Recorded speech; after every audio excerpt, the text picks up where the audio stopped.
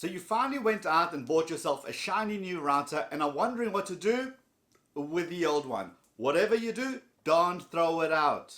You can actually use this old router as a Wi-Fi access point and add more LAN ports to your network. It's pretty simple and I'm going to show you exactly how to do that. So let's do this. It's the Techie guy, yeah. Hi guys, welcome back to the channel. If this is your first time here, my name is Liron Segev, where I talk about Wi-Fi and gadget and tech tips and phones and how to. If you're into that kind of stuff, hit that subscribe button below and let's get on to today's show.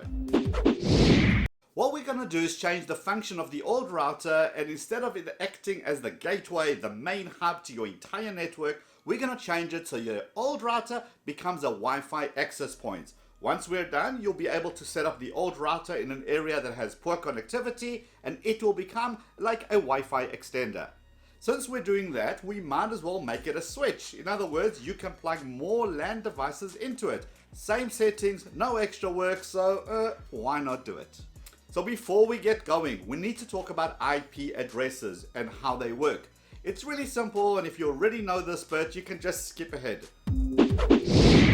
Firstly, each device on your own home network, be it wired or wireless, has a unique address, which is known as an IP address. It gets this IP address automatically from your main router, also known as a gateway. Now, the gateway itself obviously has got its own address, something like 192.168.1.1. When every time you connect a new device, it will get a different address. So 192.168.1.2 if you add a phone, .3 if you add a laptop, etc, etc. Now, your gateway might be the same as mine, 192.168.1.1, or it may be 192.168.0.1 or 10.0.0.1 or something else entirely. So the first step is to find out what is your IP address, so let's start there. Right now I'm connected via my LAN cable. It is connected to my main router. I haven't changed anything at this stage.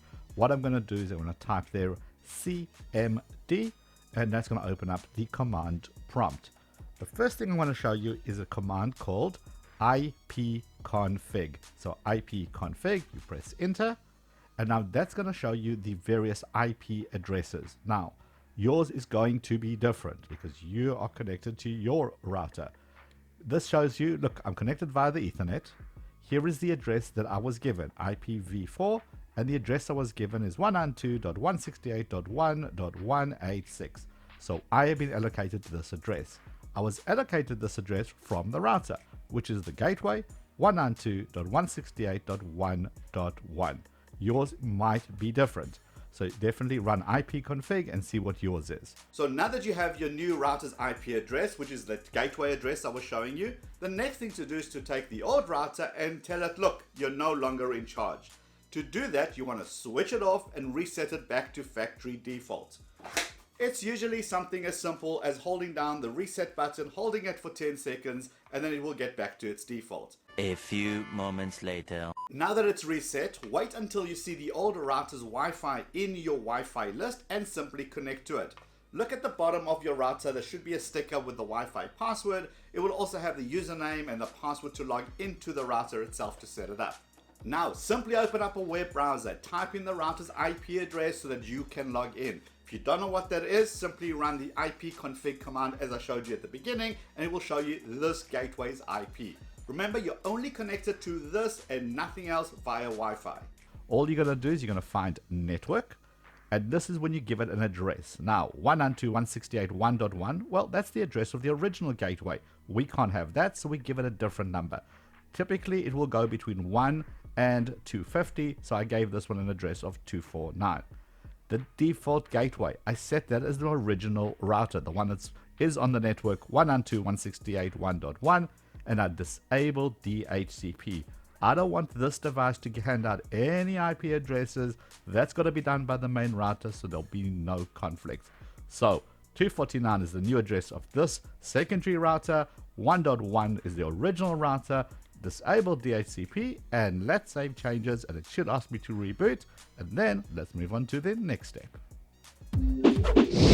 So we have the main router with its original address. We have now rebooted the old router, and now it has its own IP address of .249, and that should be pretty much it. So let's make sure we have internet access.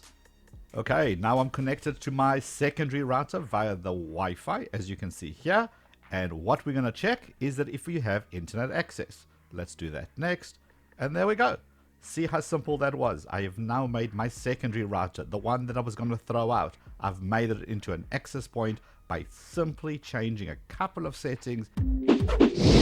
So now that we've made the old router into a Wi-Fi access point without changing any settings, if you plug any devices into the LAN port of the old router, those devices will also get an internet address, and that's pretty cool. If you want to see more Wi-Fi tips and tricks, check out these videos down here. Hit the head below to subscribe if this is your first time here. Give the video a thumbs up if you liked it, and I'll see you in those videos. Let's go.